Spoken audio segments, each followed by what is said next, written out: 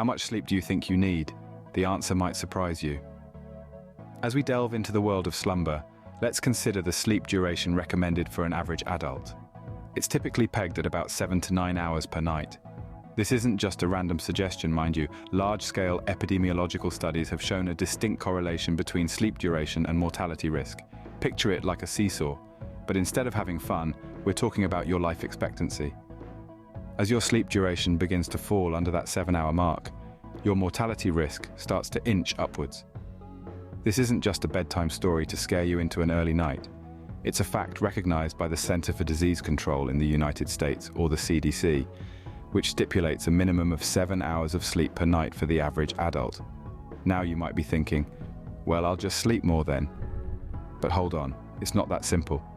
Contrary to what you might expect, it's not a linear relationship. It's not like the more you sleep, the lower your mortality risk. There's a twist. If you think sleeping past 9 hours will make you live longer, well, you're in for a surprise. Once you cross that 9-hour threshold, a strange thing happens. Your mortality risk starts to creep back up again. It seems peculiar, doesn't it? So what we have here is a bit of a Goldilocks situation. Too little sleep, and your mortality risk increases. Too much sleep, and you're back in the danger zone. You need to find the amount that's just right. In other words, the shorter your sleep, the shorter your life. But it's not as straightforward as you might think.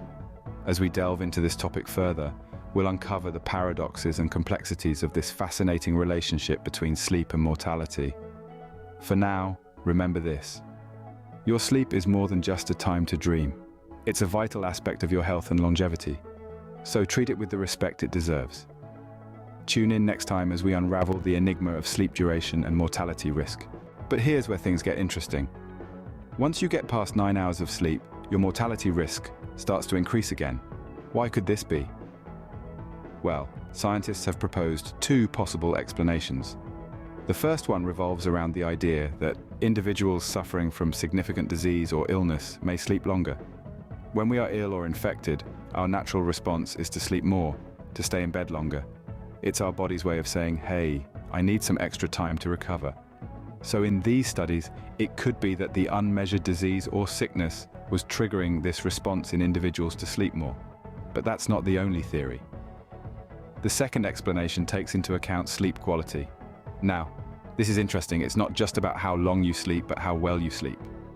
Sleep quality, independent of sleep quantity, is also associated with mortality risk. The poorer your quality of sleep is, the higher your risk of death. Think about it. If you've ever had a night of poor sleep, you probably found yourself wanting to stay in bed longer the next morning, trying to catch up on that lost rest. People with poor sleep quality often try to sleep longer to compensate for that lack of restful sleep. So the second theory suggests that it might be poor sleep quality masquerading as long sleep that's associated with a higher risk of death.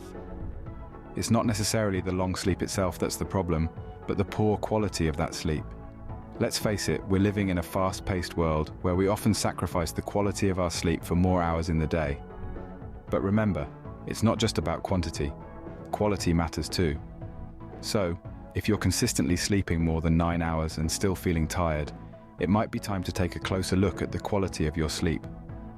So, it might be poor sleep quality masquerading as long sleep that's associated with a higher risk of death, rather than the long sleep itself. But let's take a step back and consider what this means for us as a society. It's clear that the hustle and bustle of modern life often encourages us to push our sleep to the back burner. We're told to work longer, strive harder, and sleep less. But what's the cost? As we've seen, both the duration and the quality of our sleep have a direct impact on our mortality risk. It's not just a question of how long you're sleeping, but also how well. And while it might seem like burning the midnight oil is the key to success, it's important to remember that we need to be around long enough to enjoy the fruits of our labor. That means prioritizing our sleep, making sure we get those 7 to 9 hours, and ensuring those hours are restful and restorative. So remember, it's not just about how long you sleep, but also how well you sleep. Sleep well, live longer,